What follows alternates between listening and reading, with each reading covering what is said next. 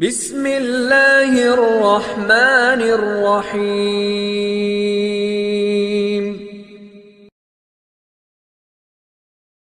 हमारे चैनल को सब्सक्राइब करें और नई अपडेट्स के लिए घंटी के बटन को जरूर दबाएं। بالله من الشيطان الرجيم بسم الله الرحمن الرحيم إن يوم الفصل كان ميقاتا وقال تعالى في مقام آخر إذا الشمس كورت وإذا النجوم انكدرت وقال تعالى في مقام آخر إذا زلزلت الأرض زلزالها وأخرجت الأرض أثقالها وقال النبي صلى الله عليه وسلم بعثت والساعة كهاتين أو كما قال رسول الله صلى الله عليه وسلم.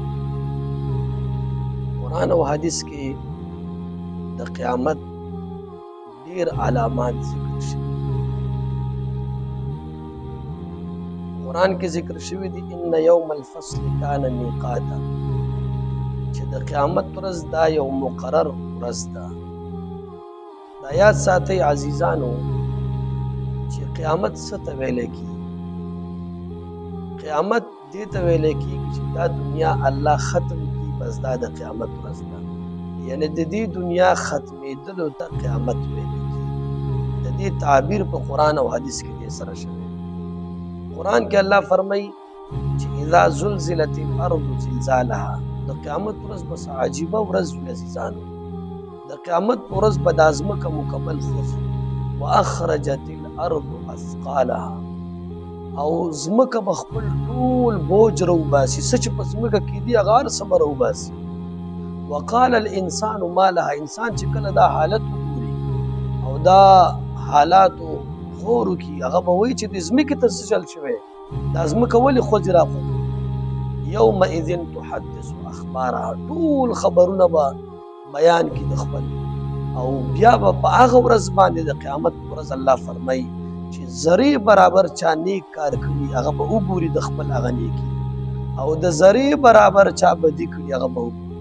عزیزان یو بل ذکر نبی علیہ الصلوۃ والسلام فرمایي وی بعثت والساعة كهاتين، زه او قیامت دا داسې رالیږلی شوي وو لکه دا دوه ګوتې.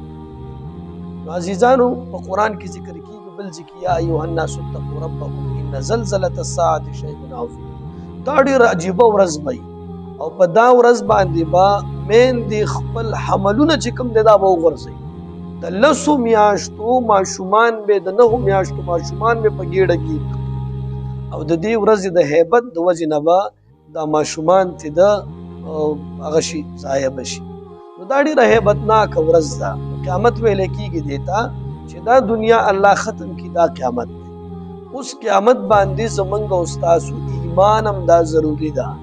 زمونږ او ستاسو دا ایمان دی چې دا قیامت دا حق دی، دا به راځي.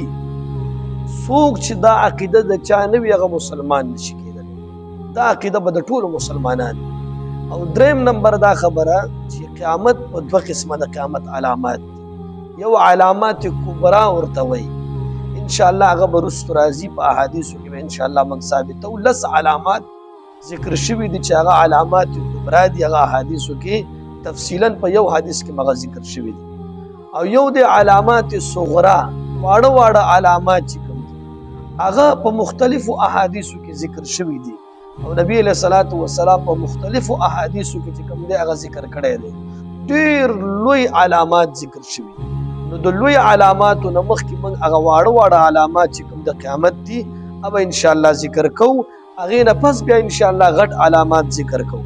نو دا صرف دې دپاره ده چې زموږ د آخرت دپاره تیارې او د الله احکامات ومنو، او آخرت دپاره تیارې وکړو. د دنیا خواهشات دا ټول شیزونو ته شا کړو، په طریقې سره د احکاماتو لاندې زندگی تیرو، او هغې سره چې کوم زندگی موږ ته الله را کړې ده هغې کې به د خپل ضروریات پوره کوو، خو دا به کوو چې آخرت دپاره تیارې وکړو. نبی علیہ الصلوۃ والسلام فرمایي اول علامت چې کوم واړه علاماتو کې دي هغه دا د نبی علیہ الصلوۃ والسلام فرمایي انما بعثت والساعة كهاتين، زه او قیامت دا په شان د 2 ګوتو رالیږلی شوي. یعنی په وړوکو علاماتو کې اول علامت د نبی علیہ الصلوۃ والسلام بعثت دی، د نبی علیہ الصلوۃ والسلام راتګ دی. نبی له صلوات و سلام فرمای چې زه راغلم دا د سیده لکه ما پسې به ډایرک دا بله ګوته چې څنګه ده دغه رنګې به ما پسې ډایرک قیامت راځي. نو دا اول علامت د په هغه ورکوټو علاماتو کې. نو الله دې د عمل کولو توفیق را نصیب کړي. موږ ټول دې الله چې کوم دی دومره برابر کړي چې د آخرت لپاره تیاری وکړو. آخر دعوانا